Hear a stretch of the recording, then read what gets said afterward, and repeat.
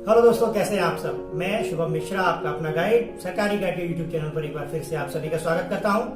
आज मैं आपके लिए लेके आया हूं अपनी AFHQ सीरीज की वीडियो नंबर 2, जिसमें मैं आपको उसकी सैलरी, प्रमोशंस और हायरार्की के बारे में बताऊंगा।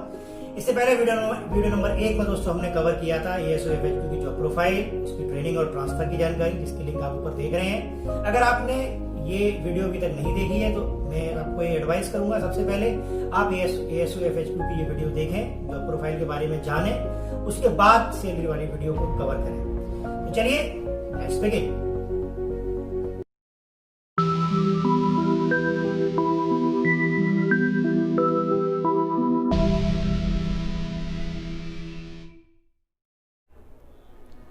सबसे पहले बात करेंगे AFHQ की सैलरी स्ट्रक्चर की। दोस्तों, सेंट्रल गवर्नमेंट अपनी सारी पोस्ट की सैलरी को डिफाइन करती है पे लेवल के हिसाब से। इसके अलावा जो आपने टर्म सुने होंगे, ग्रेड पे और बेसिक सैलरी। AFHQ का पे लेवल 7 है, ग्रेड पे 4600 और बेसिक सैलरी 44,900 है। क्या अंतर है इन तीनों टर्म्स में? दोस्तों, 2016 से पहले 6वां वेतन आयोग था और उस वेतन आयोग में गवर्नमेंट ने अपनी सारी पोस्ट को ग्रेड पे के हिसाब से रैंक कर रखा था। 1 से लेकर 20 ग्रेड पे तक गवर्नमेंट की सारी पोस्टें रैंक थी। 2016 के बाद 7वां वेतन आयोग आया और गवर्नमेंट ने ग्रेड पे जो टर्म था उसको खत्म कर दिया। अब जो टर्म आया है वो है पे लेवल। अब जितनी भी पोस्ट है सेंट्रल गवर्नमेंट की, वो 1 से लेके 18 पे लेवल तक रैंक है। पे लेवल 1 पे आता है MTS, इसी तरीके से पे लेवल 7 पे आता है AFHQ या और जितने भी और असिस्टेंट सेक्शन ऑफिसर की पोस्ट हैं वो सारी आती हैं। पे लेवल 8 पे सेक्शन ऑफिसर आता है। इसी तरीके से बढ़ते बढ़ते पे लेवल 18 तक जाता है। 2016 के बाद 7वें वेतन आयोग ने इस टर्म को ख़त्म कर दिया है। अगर हम ब्रीफली देखें तो पे लेवल 7 अगर पे कोई पोस्ट है तो इसका मतलब ही ये है कि उसका ग्रेड पे 4600 होगा और उसकी बेसिक सैलरी 44,900 होगी। जब 44,900 बेसिक सैलरी होती है तो आपकी ग्रॉस सैलरी 75,000 बनती है और एंड सैलरी 62,000 बनती है। Basic salary is the most important component of your salary. Why? I will tell.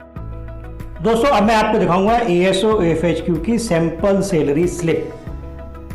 ये सैलरी स्लिप होगी जब आप ज्वाइन करेंगे as an AFHQ ASO in pay level 7। Detail में समझते हैं सैलरी स्लिप को। पोस्ट का नाम ASOFHQ, ministry of defence, department arm forces headquarters, grade pay 4600, group B की पोस्ट है, पे लेवल 7। अब सिंस पे लेवल 7 है, जैसा मैंने आपको बताया, तो आपकी बेसिक सैलरी होगी 44,900। अब हम समझेंगे इस बेसिक सैलरी के हिसाब से हमारी सैलरी कैसे बनती है। बेसिक सैलरी 44,900 है। HRA होगा आपकी बेसिक सैलरी का 24%, तो ये हो गया 10,776। DA आपकी बेसिक सैलरी का होगा 17%, ये हो गया 7,633 रुपये। ट्रांसपोर्ट आपकी बेसिक सैलरी के एक मैथमेटिकल फॉर्मूले पर डिपेंड करता है, जो आप हमारी वेबसाइट सरकारी-गाइड.in पर जाकर डिटेल में समझ सकते हैं। वो होता है 4212। NPS यानी कि national pension scheme contribution by the government आपके लिए, ये होगा आपकी बेसिक सैलरी का 14%, यानी कि ये हो गया 7,355 रुपये। इन सभी कंपोनेंट्स को जब हम मिलाएंगे तो आपकी ग्रॉस सैलरी, यानी कि वो पैसा जो गवर्नमेंट आपके लिए टोटल खर्च करती है, वो बनेगा 74,876, यानी अप्रॉक्सीमेटली 75,000 रुपये आपकी ग्रॉस सैलरी बनेगी एज एन ASOFHQ। अब इसमें से होते हैं कुछ डिडक्शंस।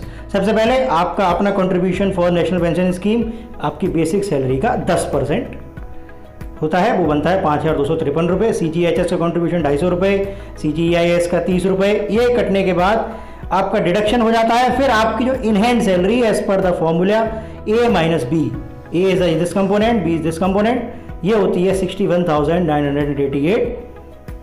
इन हैंड सैलरी मीन्स इतना पैसा आपके अकाउंट में क्रेडिट होता है हर महीने, यानी कि ग्रॉस सैलरी यानी कि इतना पैसा गवर्नमेंट आपका खर्च करती है, इसमें से आपको हर महीने जो पैसा मिलता है वो होता है 62,000 अप्रॉक्सीमेटली।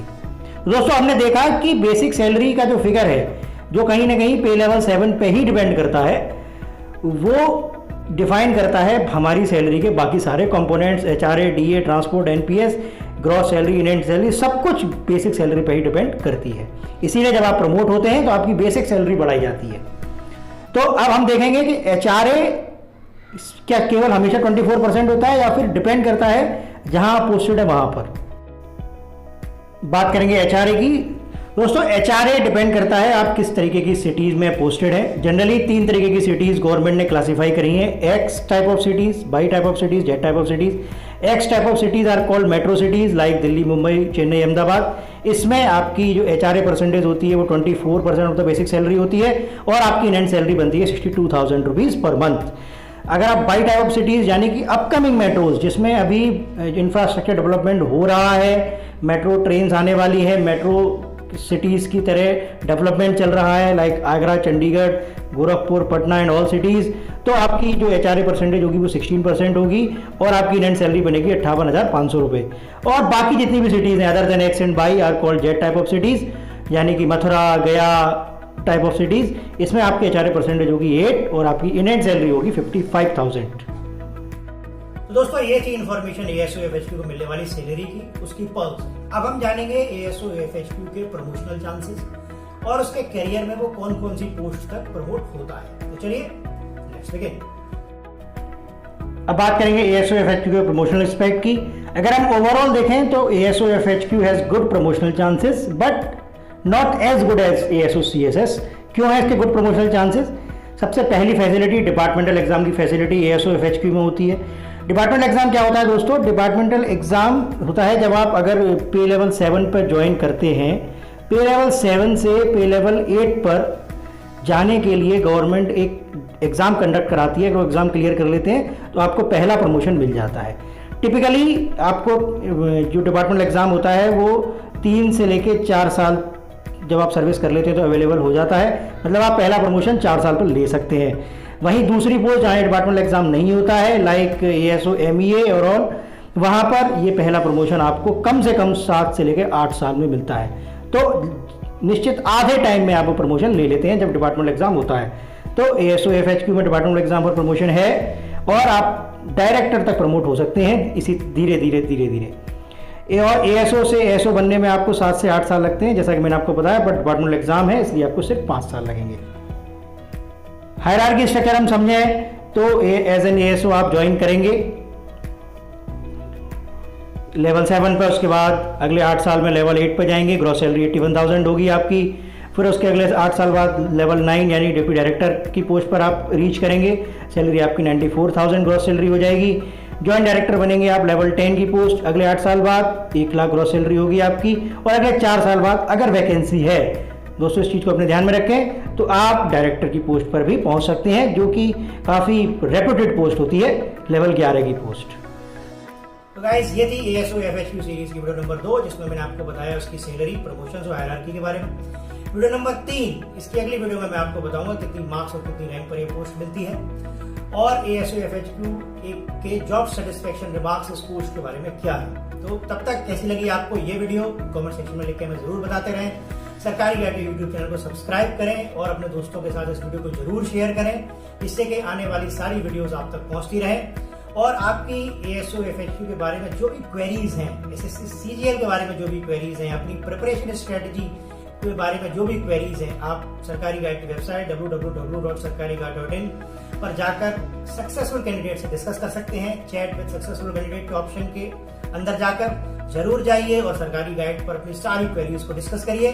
तब तक के लिए मैं आपके लिए अगली वीडियो लेकर आऊं, तब तक आप हंसते रहें, मुस्कुराते रहें और keep smiling. All the best for your future career. Thank you very much.